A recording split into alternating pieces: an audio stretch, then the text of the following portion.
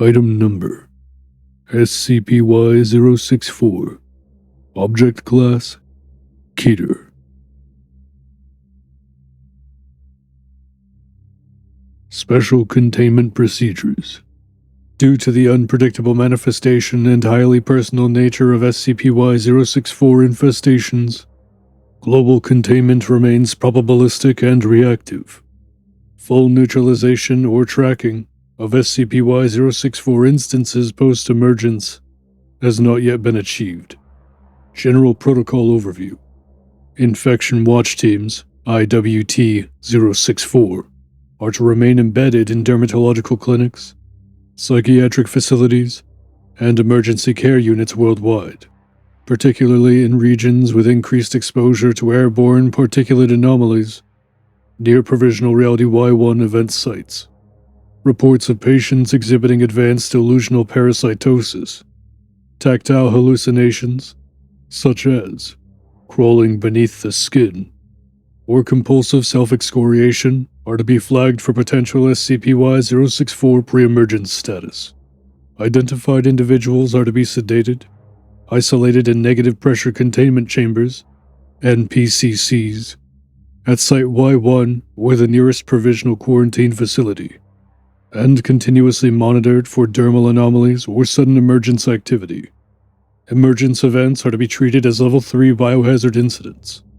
Any personnel present during emergence must be placed under 14-day psychological and physical observation, regardless of perceived exposure. Any partial or full SCP-Y-064 instance is to be avoided during manifestation. As of this writing, no successful attempt to intercept or prevent the post-emergence escape of SCP-Y-064 has been recorded. Instances vanish through unknown means within minutes of full emergence. Containment of Origin. Provisional Reality-Y-1.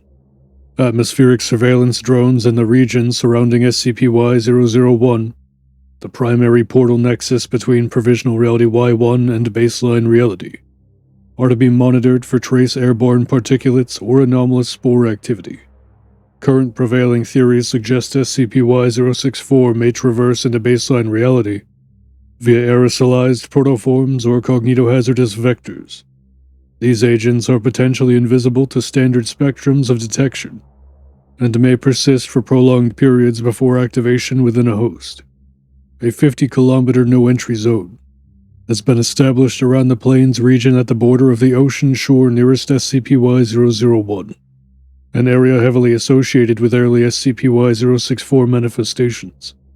MTF Zeta-0 Squad 16 is tasked with atmospheric sample retrieval and anomaly disruption within the zone. Use of incendiary purging and anti-spore filtration is authorized. Public risk management. Any discovered skin samples, fluids, or biological residue left behind after emergence are to be incinerated at once.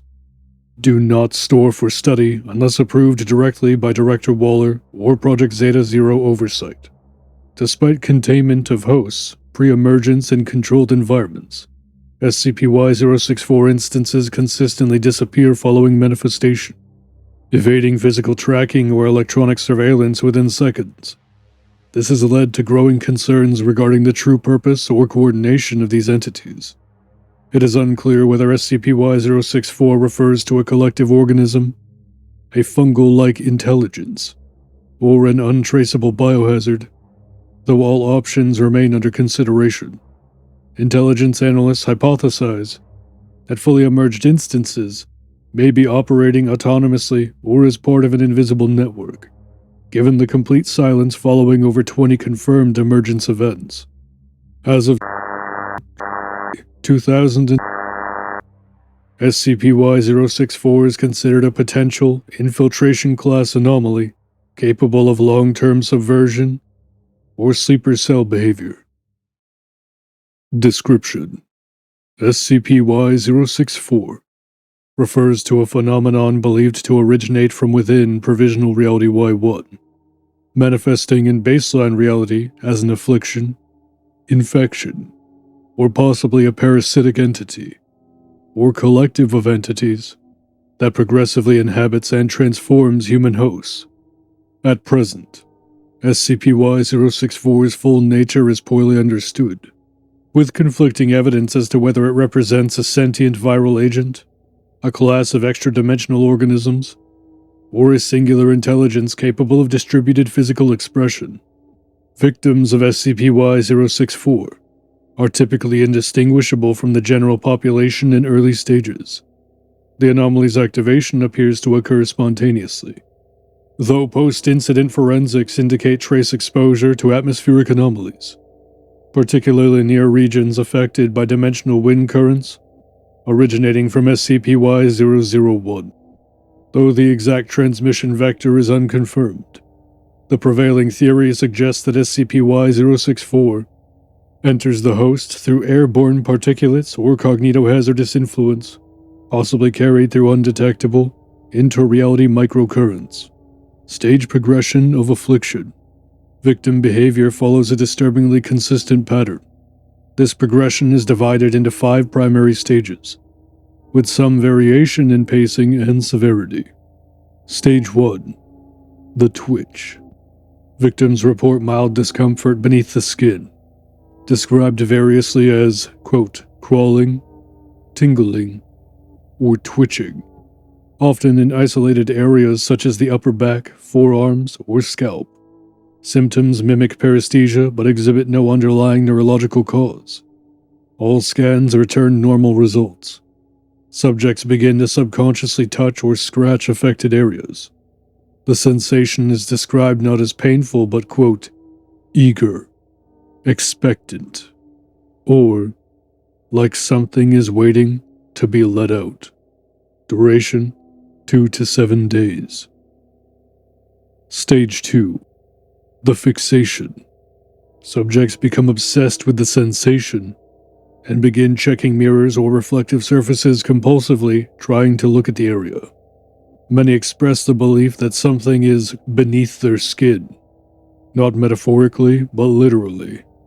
In nearly all cases, victims begin cataloging perceived movements, reporting that, quote, he shifts when I breathe, or he follows my spine. Journals, sketches, and carvings begin to emerge, often depicting a faceless male humanoid figure pressed beneath stretched, translucent skin. Sleep disruption is common, with victims describing nightmares in which their body is hollow and occupied by a second presence. In rare recordings recovered from sleep study tests, victims can be heard whispering phrases such as, he's not waiting, he's growing. I am just the packaging. He grasps my heart when I'm dreaming. Duration, 3 to 12 days. Stage 3. The Opening. Victims begin to self-mutilate in an apparent attempt to free the perceived presence. This is done without suicidal intent and often with remarkable calm and determination. Common methods include scratching, peeling, or slicing using fingernails, razors, or broken objects. Wounds cluster around areas previously described as sites of activity, especially the chest, neck, and inner arms. The act is described by some victims as, quote, a ritual of shedding. Those interrupted mid-process often show extreme emotional distress, repeating phrases like, you're keeping him trapped, or, I am but a door that must be opened. Note: approximately 87% of subjects reach full emergence following the third major mutilation event. Duration: 1 day. Stage 4. The Emergence. At this stage, SCP-Y-064 manifests physically, through an unknown mechanism, one that defies biological scale, mass conservation, and spatial logic. A tall, hairless humanoid being extrudes itself from within the host's body. This process causes extreme contortion of the host's torso and spine, with no visible rupture or organ displacement. High-speed camera analysis suggests the entity may phase or slide out through a transient dimensional fold, using the host as a conduit rather than a container, with the entity preferring to exit through any wounds that were made in the previous stages. The emerging figure is universally described as approximately 2.3 meters in height, hairless and male, regardless of host gender, coated in a slick, red, semi-translucent film resembling blood and mucus, a wholly featureless body with nothing more than a smooth face, with no eyes or mouth. The entity never speaks, but it will turn toward any observers and stare in silence for exactly 5 minutes and 33 seconds, regardless of environmental interruption. Individuals within this gaze period report a number of anomalous effects, including sudden tactile hallucinations, with the most common description of this event being, "I could feel his fingers pressing out from under my skin." Visual disruptions, mirrors and glass reflecting the entity behind the observer, even when it is clearly nowhere near them. Auditory hallucinations, muffled breathing or dripping fluid inside one's own skull. Emotional collapse, including sudden onset of derealization, identity fragmentation, or aphasia. At the end of this interval, the entity disappears. No trail, residue, or biological trace has ever been recovered. Attempts to tranquilize, contain, or terminate the entity have all failed. Weapons either pass through its body or malfunction entirely during the emergence window. The host dies from massive internal trauma and immediate systemic failure. Autopsy reveals no sign of internal damage proportional to the event. In many cases, the heart and brain remain perfectly intact, despite the host's expiration. Stage 5. The Aftermath. The most alarming property of SCP-Y-064 is what follows emergence, or rather, what does not. Surveillance blackouts occur in 100% of known emergence events, regardless of physical equipment or redundancy. The entity is never seen leaving the scene, yet it is never found again. It is not known whether it dies, ascends, infiltrates, burrows, relocates, or infects another host. The disappearance of SCP-Y-064 instances has led some researchers to suggest that the true danger lies not in the emergence, but in what the entity becomes once unseen. Theories include 1. Dimensional traversal into higher layers of reality. 2. Integration with physical structures or biological systems. 3. Potential untraceable integration into the air. Nature of the entity: collective, viral, or sentient. Foundation consensus remains split. 3 primary theories dominate SCP-Y-064 analysis. Viral intelligence theory. SCP-Y-064 is a highly adaptable, extra-dimensional virus that co-opts human hosts to construct autonomous bodies, which act as temporary avatars before decaying or dissipating. The red man that emerges is simply a biological puppet. Theory 2. Collective sentience theory.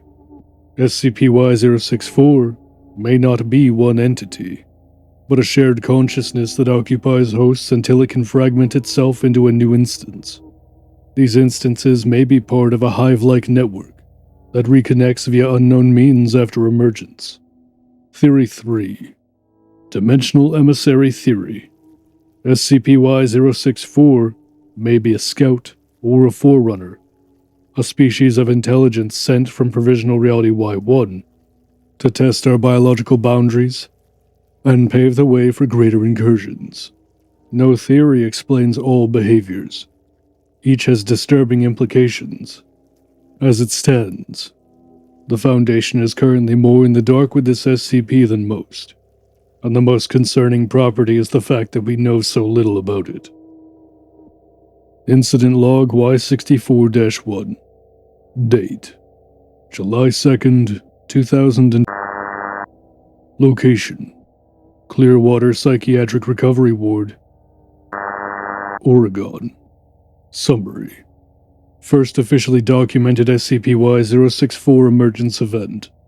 Patients designated Subject 0, a 29-year-old male with no significant history of mental illness, had been admitted for escalating compulsive skin mutilation and claims of, quote, being hollow or housing something else.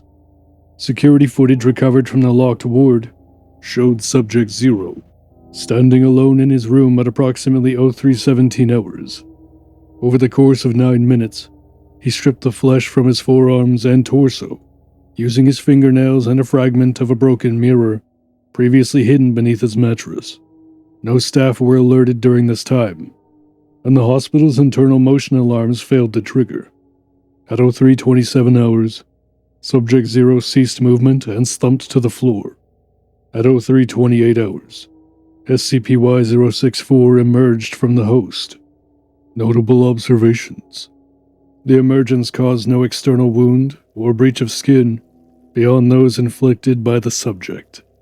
The entity stood in silence for the recorded 5 minutes and 33 seconds, facing the corner of the room, unmoving. At 03:33 hours, the entity disappeared without opening the door, disturbing the room or triggering environmental monitors.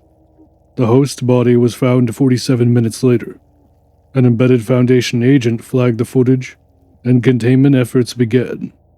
Aftermath: 17 staff and patients were administered Class B amnestics. The wing was incinerated under cover of an electrical fire. Subject Zero's remains were recovered, but are unaccounted following unusual behavior from storage and research personnel. See Addendum Y64-A. This event is now considered SCP-Y-064's point of discovery. Incident Log Y64-7. Date: July 9th, 2000. Location: USA, Utah. Summary: a local emergency dispatcher reported 5 separate self-harm incidents in the same neighborhood over a 24-hour period. Victims included a mother, father, and 2 children, and the mother's sister, all residing within 3 neighboring homes. All 5 were described by neighbors as previously normal, with no history of mental illness. When Foundation personnel arrived under medical cover, only one victim, the father, remained alive but was in critical condition. He was restrained and transported to Site Y1. During containment, the subject displayed extreme resistance and vocalized repeatedly, "We let them into the family. He came from the wind. We only wanted to give him shape." All 4 other victims were confirmed to have suffered SCP-Y-064 emergence. The emergent entities were not observed directly, but footage captured a window shattering outward in each case, at the exact moment of death. Residents across the neighborhood reported high-pitched static or wet breathing sounds. Aftermath: all witnesses amnesticized. Entire block quarantined for 72 hours under pretense of biohazard gas leak. No trace of the 4 SCP-Y-064 instances were ever found. The remaining subject expired during surgery 18 hours later. Autopsy revealed organs coated in a mucosal residue consistent with previous emergence sites. Incident Y64-19. Date: July 16th, 2000. Location: Site Y1 Standard Quarantine Sublevel. Summary: during observation of a known SCP-Y-064 pre-emergence subject, D29271, all personnel were ordered to remain behind a full plexiglass quarantine barrier. At 01:14 hours, D29271 entered Stage 4. The entity emerged as expected, displaying no deviation from behavior. However, at 01:15 hours, researcher Dr. Willard collapsed, screaming and clawing at his abdomen despite having had no contact with the host or physical environment. Within 11 seconds, Dr. Willard expired from cardiac arrest. Autopsy revealed all veins and arteries had been flattened, as if forcibly emptied. Footage revealed that for 0.5 seconds, the SCP-Y-064 instance made direct eye contact with him through the quarantine glass. The aftermath. Containment procedures revised. Direct visual contact with emerging entities now strongly discouraged. Debate continues over whether the entity caused the death remotely, or if Dr. Willard had already been infected, and was prematurely awakened by the gaze. Incident Y64-25. Date: July 23rd, 2000. Location: USA. Suburb, New Mexico. Summary: following the sudden disappearance of a local father of 3, Foundation personnel traced his last known location to the family's home. Upon arrival, they found the house abandoned, yet no signs of struggle. On the upstairs bathroom mirror, the message, "I am not done being him," was written in what testing later confirmed to be synthetic dermal tissue. 27 hours later, a neighbor's security camera caught a brief image of the missing man returning home. His face was expressionless, and he remained still at the edge of the property line for the entire night, watching the house. The family, relocated to Foundation custody, reported dreaming of him scratching at the windows. Before retrieval teams could intercept, the figure was gone. A trail of skin fragments led to the edge of the property to a nearby culvert, then abruptly ended. Aftermath. Family placed under long-term surveillance. One child, age 5, began drawing figures, quote, inside her arms, which she claimed talked to her at night in Daddy's voice. She was moved to Site Y1 for observation and containment. Addendum Y64-A. Related to Incident Log Y64-1. Subject: Deceased remains of Subject 0. Date: July 24th, 2000. Summary: following the first known emergence of SCP-Y-064, the remains of Subject 0 were transported to Site Y1's Foundation Biocontainment Storage Unit B-17 for study and autopsy. Despite appearing physically intact apart from self-inflicted dermal damage, Foundation biologists requested tissue analysis due to the unprecedented nature of the event. Within 48 hours of placement in B-12, anomalous behavior was recorded within the storage wing. What began as minor irregularities, i.e., brief power flickers, pressure anomalies in refrigeration systems, unusual electrical surges, began to rapidly escalate. Notable event chronology: Hour 51, post-containment. Dr. K. Rutledge, assigned for preliminary surface swab analysis, reported an intense auditory hallucination, described as, quote, a slow peeling, akin to flesh being pulled from bone in a rhythmic pattern. Audio equipment captured nothing unusual, though her vitals briefly spiked into tachycardia. Hour 58, post-containment. Security footage from the hallway outside Unit B-17 showed biotech Adrian Lewitt stopping outside the chamber, standing still for about 6 minutes. Hour 61, post-containment. Lead mortician, Dr. Eckhart Mullen, entered the chamber for scheduled dissection prep. At 03:06 hours, security footage froze for 11 minutes. Dr. Mullen was found slumped in the corner, unresponsive and bleeding from both ears and eyes. All surveillance systems within the room suffered simultaneous hard drive failure and data corruption. Manual files and logs were unsalvageable. Dr. Mullen was transported to Site Y1's psychiatric wing, where he remained nonverbal. His only communication came in the form of a repeated phrase written in his own blood on surfaces in his room. which are to be cleaned and decontaminated as needed. The phrase is as follows: "He is not dead. He is just through. He has just been born. He will keep his promise." Hour 66, post-containment. Temperature within storage unit B-17 dropped by 11 degrees Celsius without mechanical cause. The body bag containing Subject 0 was found undisturbed but flattened, as if its contents had either decomposed or vacated the bag entirely. No traces of biological matter or decay fluids were present. Interior remains cold and dry. Action taken. Storage Unit B-17 permanently decommissioned and sealed with thaumaturgic warding. All staff present during the 72-hour post-containment period received full psych evaluations. 3 staff developed sleep disorders involving sensations of, quote, being too full, or stretching from the inside. 1 staff member reported recurring dreams of, quote, a man beneath her bed, peeling her thoughts from the bottom up.